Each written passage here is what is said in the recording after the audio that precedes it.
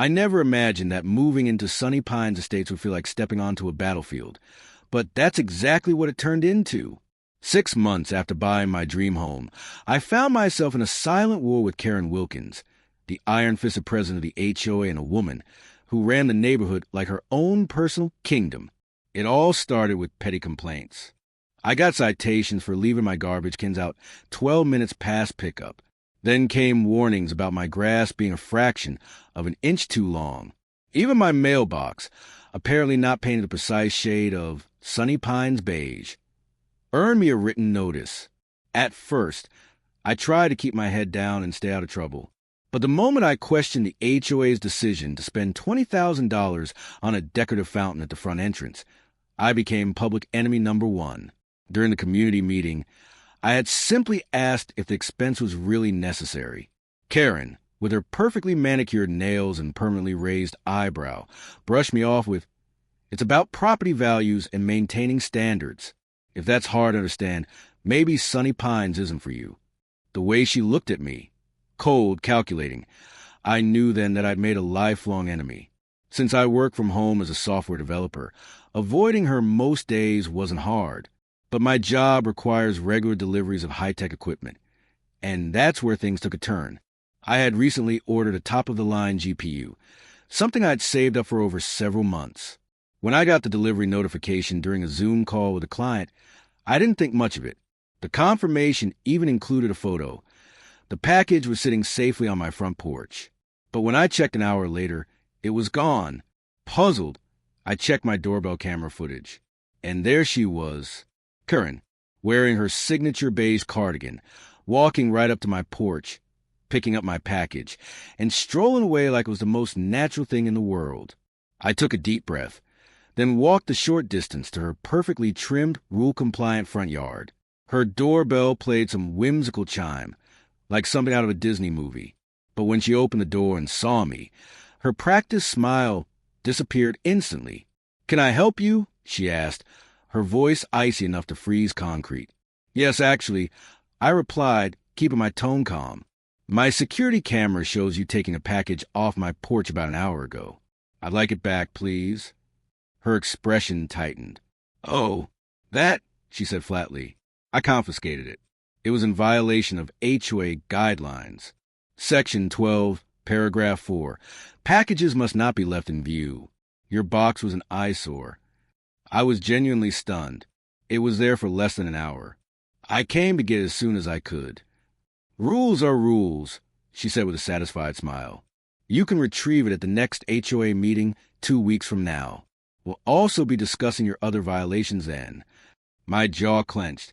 "That's a $2,000 piece of equipment, and I need it for work. You can't just take someone else's mail. That's a federal crime." She laughed, as if I had just told a joke. "Don't be so dramatic. I'm the HOA president.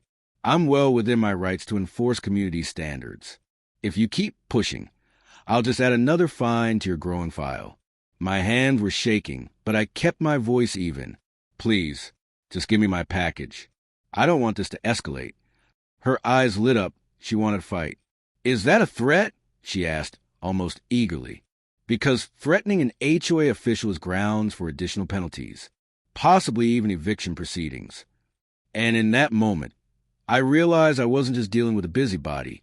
I was up against someone who believed the rules didn't apply to her at all. I realized quickly that arguing with Karen wasn't going to get me anywhere. "Fine," I said, forcing a polite smile. "I'll handle it another way.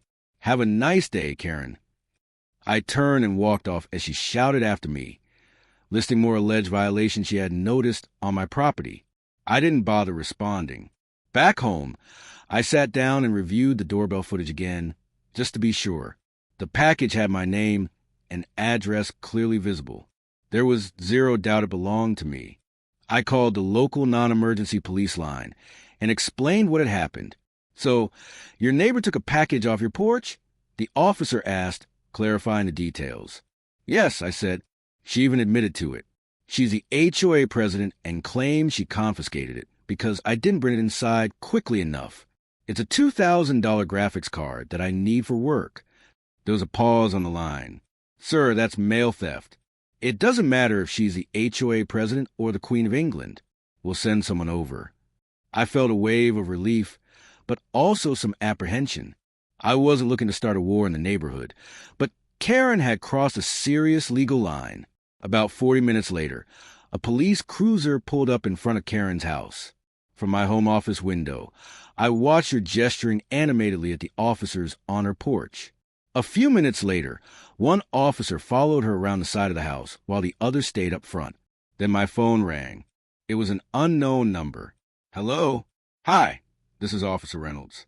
Are you the owner of a package containing a computer graphics card? Yes, that's mine. We recovered it from your neighbor. I'll be bringing it to your house now. Would you like to press charges for mail theft? I hesitated. What would that involve? I asked, well, mail theft is a federal offense. Depending on the value of the item, it can lead to serious penalties, fines, and potentially even jail time. In this case, it would be considered felony theft. Part of me wanted to say yes on the spot, but I decided to handle it more thoughtfully. I'd like to talk about it when you get here, I said. A few minutes later, Officer Reynolds was at my door, handing me the box. It looked untouched. Thankfully. Thank you for retrieving this, I said, taking the package carefully. About pressing charges, he began. I nodded slowly. Given the price, this is felony level, right? Correct. Ms. Wilkins claimed she was acting within her authority as the HOA president, but I've explained to her that HOA regulations do not override federal law. She had no right to take your package. I glanced across the street and saw Karen still standing on her porch, now filming the interaction with her phone, like she was building her own case. I don't want her to go to jail, I said, but she needs to understand she can't do things like this. The officer nodded. You can file full charges or agree to a lesser charge. Either way, there will be a record of the incident. I thought for a moment. Let's go with a lesser charge. I just want her to stop. He nodded again and walked back over to join his partner. From my front door, I could hear Karen's voice rising in pitch. This is ridiculous. I was enforcing community standards. He should be fined for leaving a package out. She was demanding to speak to a supervisor when I closed the door. The next morning, I received a formal letter from the HOA, not from Karen, but from the vice president of the board. Apparently, an emergency meeting had been called to address recent events involving HOA leadership. I was invited to attend and provide a statement. That evening, I arrived at the community center and was shocked by the turnout. Nearly every homeowner in Sunny Pines was there. Karen sat at the front table, stone-faced and indignant. When the vice president called the meeting to order, she didn't waste time. Due to recent events involving an alleged mail theft, given the seriousness of this incident, the board has convened tonight to address growing concerns about leadership conduct, the vice president announced. Speaking to the full community gathered in the room, before she could continue, Karen cut in sharply. Alleged incident, she snapped, her voice already rising. There were no formal charges filed. This is nothing more than a witch hunt, led by rule breakers who don't respect our community standards. The vice president didn't flinch. Actually, Karen, he said calmly, a citation was issued and the police report had been submitted to the board. Beyond that, we've also received numerous complaints from residents about excessive and inappropriate enforcement of HOA policies. And just like that, the floodgates opened. One by one, neighbors stood to share their stories about Karen peering over fences into backyards, taking photos without consent, issuing fines for holiday decorations that were well within the approved guidelines, and even threatening legal action over lawn ornaments. The room echoed with stories of frustration and resentment that had clearly been building for years. When it was my turn, I kept things simple. I told the room exactly what happened with the package. No exaggerations. I'm not here to cause trouble, I said. I just want to be able to receive my deliveries without fear that someone's going to walk up to my porch and confiscate them. The board called for a vote immediately after testimony concluded. Karen remained stiff in her chair, arms folded tightly, as the results were tallied and announced. She was being removed from her position as HOA president, effective immediately. The board also ruled that she would be responsible for all legal fees related to her citation. She shot to her feet, so fast her chair clattered to the ground. This is outrageous. I've given 5 years to this neighborhood. I've protected our property values. I've kept the riffraff out. The newly appointed acting president, an older woman with kind eyes and a no-nonsense tone, spoke calmly. Karen, your years of service are acknowledged, but your behavior has become untenable. The board decision is final. Karen's face turned an alarming shade of red as she gathered her designer handbag and a stack of printed violation notices.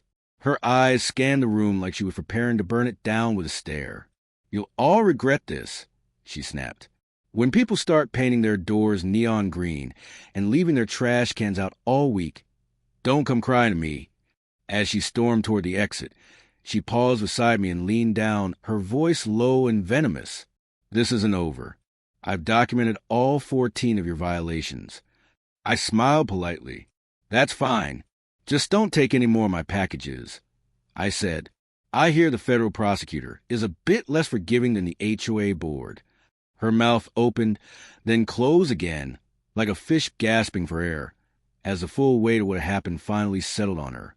She had no power anymore, no authority, and the shadow of a possible federal charge still hanging overhead.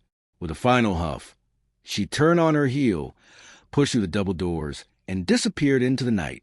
And for the first time since I moved into Sunny Pines, I looked around the room and saw something I hadn't seen before. My neighbor smiling.